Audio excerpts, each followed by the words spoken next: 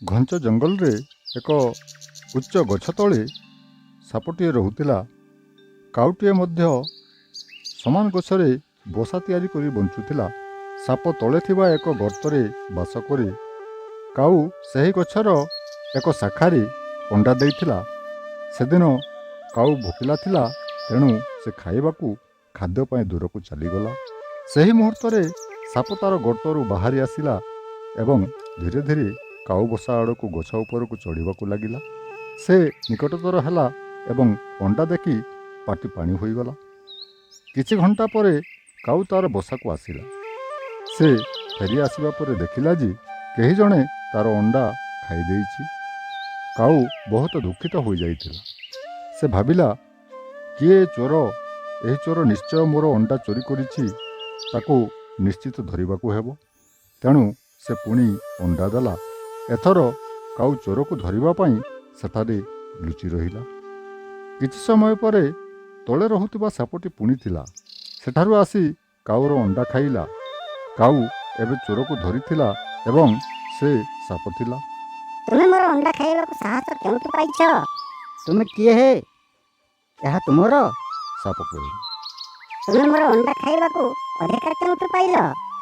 ସାପ କହିଲା, ତୁମର କାର୍ଯ୍ୟ ପାଇଁ ତୁମେ ମୋତେ କାହିଁକି ଦୋଷ ଦେବା ଉଚିତ? ଲଜ୍ଜା, ମୁଁ ଭୋକିଲା, ତେଣୁ ମୁଁ ତୁମର ଅଣ୍ଡା ଗିଳିଦେଲି। ତୁମେ ହିଁ ମୋ ଅଣ୍ଡାକୁ ପୂର୍ବରୁ ଥରେ ଖାଇଥିଲ, ତେଣୁ ମୁଁ ତୁମକୁ ହତ୍ୟା କରିବି। ତୁମେ କାଉ ମୋତେ ମାରିବ? ତୁମେ ଯାହା ଚାହଁ ତାହା କର।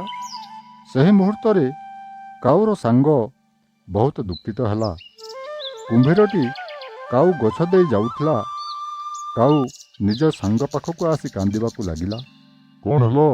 ତୁମେ କାହିଁକି କାନ୍ଦୁଛ? ବନ୍ଧୁ, ସେ ମୋର ସମସ୍ତ ଅଣ୍ଡା ଖାଇଗଲା। ମୁଁ ମାରିବାକୁ ଚାହୁଁଛି, କିନ୍ତୁ ମୁଁ କ'ଣ କରିବି? ମୁଁ ଏକୁଟିଆ ଅଛି। ମୋର ବନ୍ଧୁ, କାନ୍ଦ ନାହିଁ, ମୁଁ ତୁମକୁ ସାହାଯ୍ୟ କରିବି। ତୁମେ ମୋତେ କିପରି ସାହାଯ୍ୟ କରିପାରିବ? ହଁ, ମୋର ଏକ ଧାରଣା ଅଛି। ତୁମେ କାନ୍ଦୁଛ କାହିଁକି? କ'ଣ କରିବାକୁ ହେବ? ମୋ କଥା ଶୁଣ, କାନ୍ଦିବା ବନ୍ଦ କର। ପ୍ରିୟ ବନ୍ଧୁ, ଦେଖ, ତୁମେ ଏହି ଦେଶରୁ ଆସିଅଛ। ରାଜକୁମାରୀଙ୍କ ସ୍ନାନ ପୋଖରୀକୁ ଯାଅ। ସେ ଗାଧୋଇବା ପୂର୍ବରୁ ହାର କାଢ଼ି ଦିଅନ୍ତୁ। ସେହି ସମୟରେ ତୁମେ ସେହି ହାରଟି ନେଇ କୂଳରେ ରଖ। ଆସ ଏବଂ ସେହି ସାପର ଗର୍ତ୍ତରେ ରଖ। ମୁଁ ହାରଟି ସାପର ଗାତରେ ରଖିବା ଉଚିତ, କିନ୍ତୁ ସେ କ'ଣ ହେବ?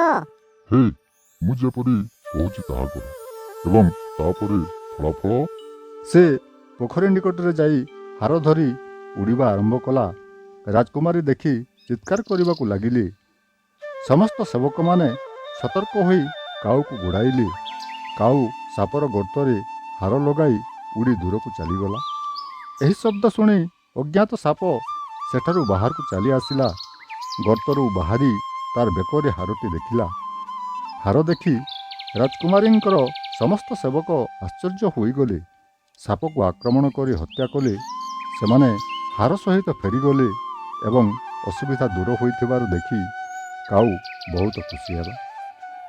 ଏହି ଅସୁବିଧାରେ ମୋତେ ସାହାଯ୍ୟ କରିଥିବାରୁ ବନ୍ଧୁ ଧନ୍ୟବାଦ। କୌଣସି ଭୟ ବିନା କାଉ କୁମ୍ଭୀରକୁ ସାହାଯ୍ୟ କରେ।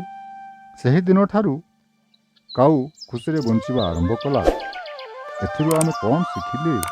ମୁଁ ଭାବୁଛି ବନ୍ଧୁତା ଅସୁବିଧା ପାଇଁ ଜଣାଶୁଣା। ଯଦି ଆପଣମାନଙ୍କୁ ଆମର ଭିଡ଼ିଓଟି ଭଲ ଲାଗିଥାଏ, ତେବେ କମେଣ୍ଟ, ସେୟାର ଓ ସବସ୍କ୍ରାଇବ୍ କରିବାକୁ ଭୁଲିବେ ନାହିଁ। ଧନ୍ୟବାଦ।